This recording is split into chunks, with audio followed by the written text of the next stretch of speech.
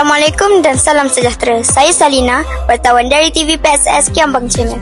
Hari ini saya berpeluang untuk menemu ramah Encik Nur Azman bin Yunus, Guru Besar SK Seri Kiambang, yang bakal menamatkan perkhidmatannya pada hari ini, iaitu 14 Ogos 2025. Sepanjang perkhidmatan beliau, banyak pencapaian yang telah dilakar dan jasa yang telah ditabur.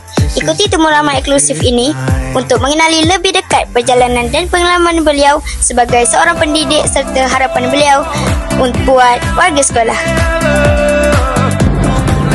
Assalamualaikum Tuan GB. Waalaikumsalam warahmatullahi wabarakatuh. Bagaimanakah perasaan Tuan GB sepanjang hari persaraan hari ini? Bagi saya, hari persaraan saya adalah hari yang paling sedih lah. Terutamanya saya meninggalkan murid-murid sekolah di Kiambang, begitu juga dengan cikgu-cikgu serta pekerja sekolah ni. Kerana bagi cikgu, mereka ni adalah orang yang cikgu sayang selama. Apakah kenangan paling manis sepanjang perkhidmatan Tuan GB di SK Seri Kiambang? Kenangan paling manis semasa di SK Seri Kiambang iaitu kenangan baru-baru ini.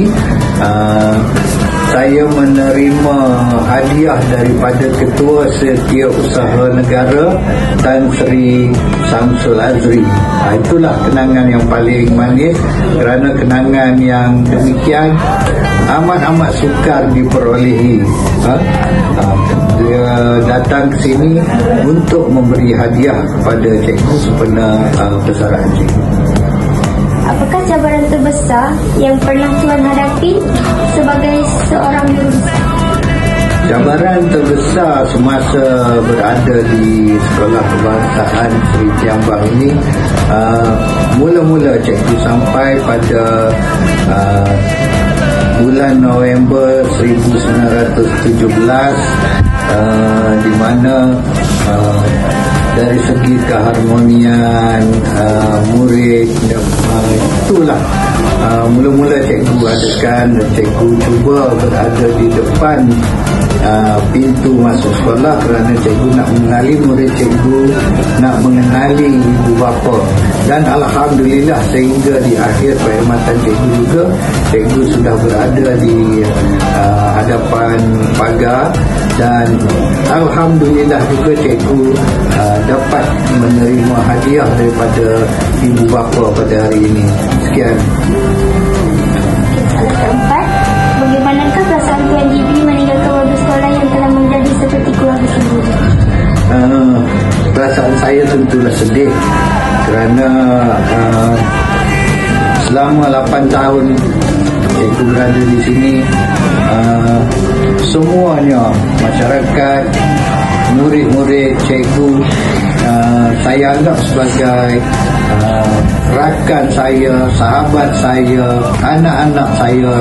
Jadi memanglah berasa amat sedih untuk meninggalkan mereka ini. Sebab itulah cikgu dari awal-awal lagi naik atas pentas, cikgu dah menitiskan air mata, kerana cikgu anggap perpisahan ini satu pengalaman bagi cikgu, dan dia amat memedihkan, kerana cikgu berada di sini agak lama, iaitu 8 tahun, dan semua murid yang berada ni, cikgu pernah merasai awak darjah 1 sehinggalah ke darjah 6, cikgu merasai awak bersama-sama.